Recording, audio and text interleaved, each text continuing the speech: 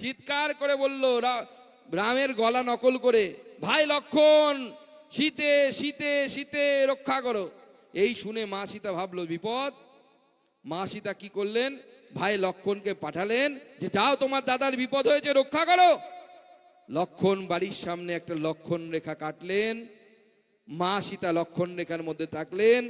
রামচন্দ্রকে বাঁচাতে লক্ষণ গিয়ে পৌঁছলো, আর মা সীতার ওখানে তখন রাবণ এলো গেরুয়া পোশাক পরে। গেরুয়া পোশাক পরে সন্ন্যাসী সেজে, এই যে আমার গলায় গেরুয়া ছিল ওরকম গেরুয়া পরে এসে, ভিক্ষাম দেহি ভবতু, মা ভিক্ষা দাও। ভিক্ষা দিতে বললেন, দাগের ভেতরে যেতে পারলেন না, মা সীতাকে বাইরে বের করে আনলেন। মা সীতার হরণ হয়ে গেল, মা সীতা চলে গেল রাবণের কাছে। গল্পটা কে বলছিল? মমতা বন্দ্যোপাধ্যায়। বলে থামলেন। তখন ফিরহাদ হাকিম বললেন, দিদি এই গল্প তো আমরা জানি ছোটবেলা থেকে, কিন্তু এর সাথে ভোটের কি সম্পর্ক? বলে দূর পাগল, বুঝলি না? বলে বুঝলাম না তো।